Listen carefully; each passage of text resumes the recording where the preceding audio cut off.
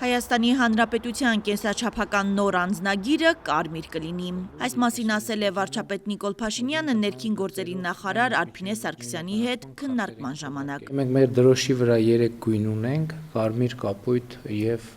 ծիրանագույն, եւ մենք որոշել ենք նաեւ որպեսզի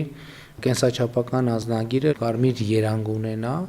որը նաև մեր ուսումնասիրությամբ միջազգայինորեն ամենաշատ տարածված երանգներից է, սկզբունքորեն կարմիր կապույտը ամենատարածվածներն են։ Տվյալ դեպքում մենք նաև փոփոխություն ավելի տեսանելի դարձնելու համար, որովհետև հին նմուշի անձնագրերն էլ դեռ որոշ ժամանակ առնվազն շրջանառվելու են, որպեսզի տարբերությունը շատ ակնառու լինի, դրա համար որոշեցինք փոխել գույնը, ընդհանուր պատկերը այսպիսին է, շատ բան մեր պատկերում կարծում եմ առաջին էջում չի փոխվել, հին նմուշի կենսաչափական անձնագրերում էլ այս նշանը կա, կենսաչափականի նշանը, եւ այդտեղ ոչ մի բան չի փոխվել։ Եվ այս շապիկի հետ կապված ունեք որևէ մեկ։ Պարոն վարչապետ, նկատի ունենանք, որ քանի որ խոսեցինք վիզաների ազատականացման մասին, Եվրոպական միության անդամ գրեթե բոլոր պետությունները հենց այսպիսի երանգ են օգտագործել, մուգ կարմիր կամ բուրգունդիի տարբեր երանգներ, սա կարծում նաև լավ ժեստ է ընդհանուր տրամաբանության մեջ, թե փոփոխություն ունենալու եւ թե նաև համապատասխանեցնելու Եվրոպական միության ընդհանուր ստանդարտին։ Ներկայացնելով նոր կենսաչափական անձնագրի տեսքը վարչապետը նշում է. անձնագրի շապիկն ունենալու է նաև բրայլյան գրություն, որպեսզի տեսողության խնդիր ունեցող անձինք նույնպես դժվարություններ չունենան։ Առաջին էջի բացվածքն է, սա ճիշտ եմ, չէ՞։ Այո, առաջին էջն է։ Եվ ձախ կողմում, ինչպես տեսնում եք, Հայաստանի Հանրապետության ուրվագծային քարտեզն է, հաջորդիվ Հայաստանի Հանրապետության զինանշանը եւ որոշակի տեքստային ինֆորմացիա,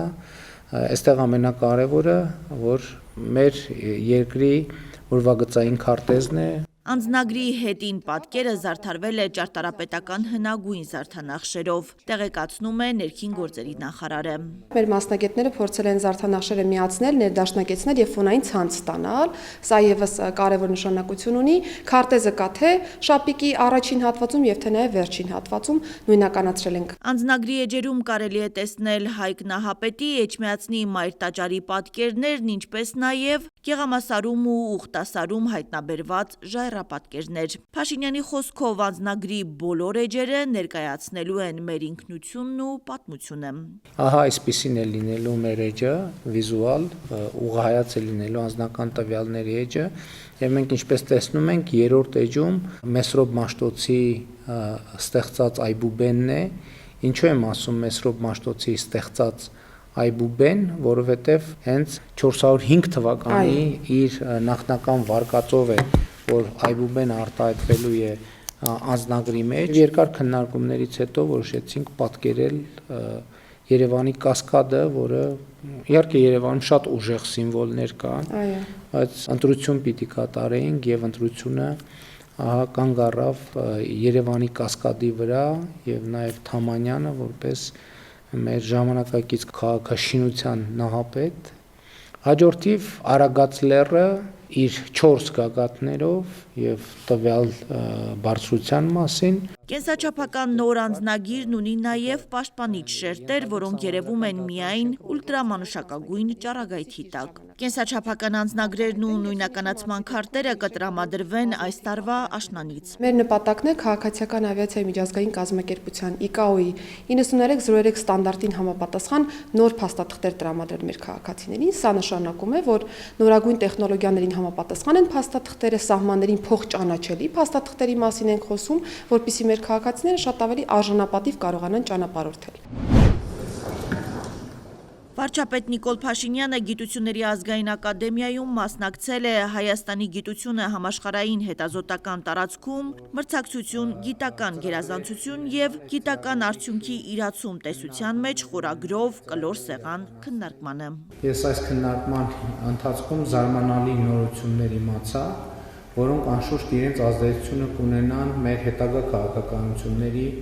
մշակման գործում, որովհետեւ ես կարծում եմ, որ ծրագրեր ունենալ, այդ ծրագրերի շուրջ քննարկումներ ունենալ, այդ ծրագրերը իրականացնելը անհրաժեշտ, բայց ոչ բավարար պայման են, որովհետև ոլորտի ընթացիկ վիճակի զարգացումների եւ պատկերացումների մասին պետք է լինի մտքերի պարբերական փոխանակություն։ Փաշինյանը նշել է 2017 թվականի համեմատ 2025 թվականին արդեն արձանագրված արդյունքներով գիտության ֆինանսավորումն ավելացել է ավելի քան 2.8 անգամ։ Գիտության ոլորտում աշխատավարձերի էական բարձրացում է տեղի ունեցել ընդհուպ մինչև 300% եւ ավելի։ Առաջինը մեր մտածողությունը եւ լեզվամտածողությունը պետք է փոխվի եւ այս առումով նաեւ պիտի խոստովանեմ, որ ելույթներում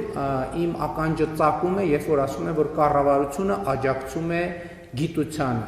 որովհետեւ այստեղ մի տեսակ բան է, տարածություն է ստեղծվում, դիստանցիա է ստեղծվում կառավարության եւ գիտության միջեւ։ Մենք գիտությանը չենք աջակցում։ Գիտության զարգացումը մեր քաղաքականությունն է։ Փաշինյանն ընդգծել է, գիտության զարգացումը մեր քաղաքականությունն է, մենք չենք պատկերացնում պետության զարգացումն առանց գիտության զարգացման։ Հասմիկ Վահրադյան, Արմալուր։